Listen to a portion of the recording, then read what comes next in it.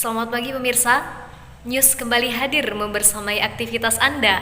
Bersama saya Bakiatudinia, inilah News.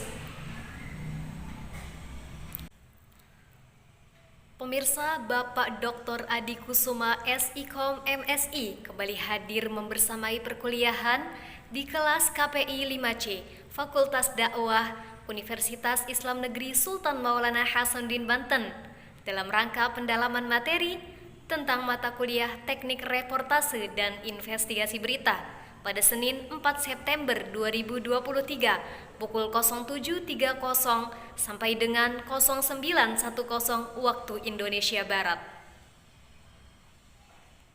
Bapak Dr. Adi Kusuma juga menjelaskan tentang berita, yaitu laporan kejadian yang disampaikan penting dan menarik perhatian umum.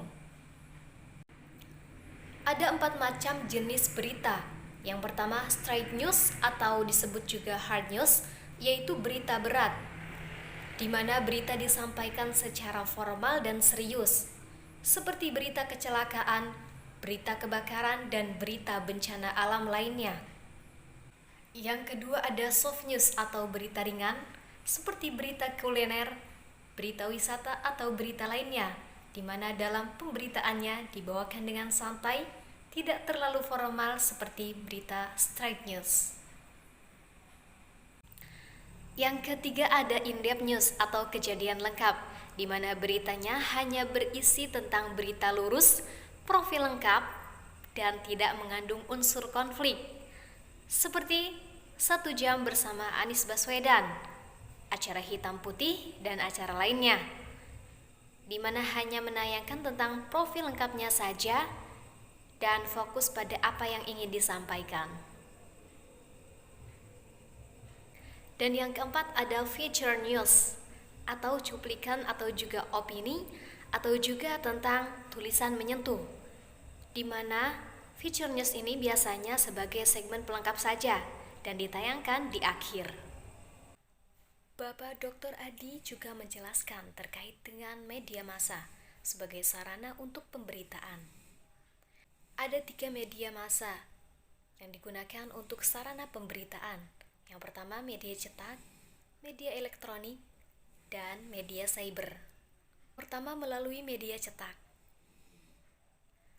Sarana pemberitaan melalui media cetak lebih menekankan kepada penulisan, seperti di koran atau majalah atau lainnya, akan sangat berbeda dengan pemberitaan yang dilakukan melalui media elektronik.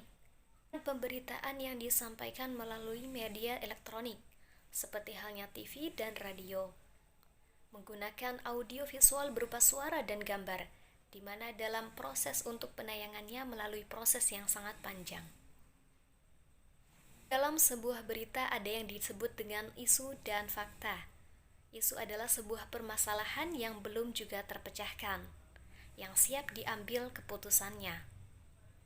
Kemudian ada juga fakta, yaitu suatu hasil pengamatan yang objektif, real, nyata, dan dapat diverifikasi oleh siapapun. How to read and document, step untuk meliput berita. Yang pertama, melakukan wawancara. Yang kedua, foto atau mengambil gambar sebagai dokumentasi. Dan yang ketiga, menulis. Menulis dari jawaban hasil wawancara, kemudian dijadikan sebagai berita. Ada beberapa macam wawancara. Yang pertama, wawancara tertutup, wawancara terbuka, wawancara konferensial, wawancara kelompok, wawancara individual, wawancara terpimpin, dan wawancara bebas.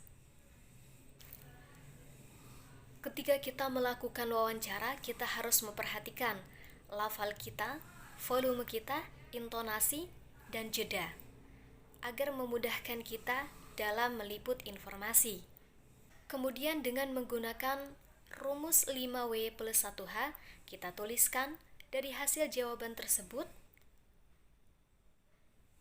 menjadi sebuah berita, dimulai dari judul, lead, tubuh berita, dan ekor berita. Lalu, bagaimana cara melakukan reportase? Melakukan reportase melalui 3 tahapan. Yang pertama, praproduksi. Yang kedua, produksi atau proses liputan. Dan dan yang terakhir pasca produksi. Pemirsa, demikian pemberitaan kita pada pagi hari ini. Saya Bakiatun Dinia, pamit undur diri. Sampai jumpa dalam news lainnya.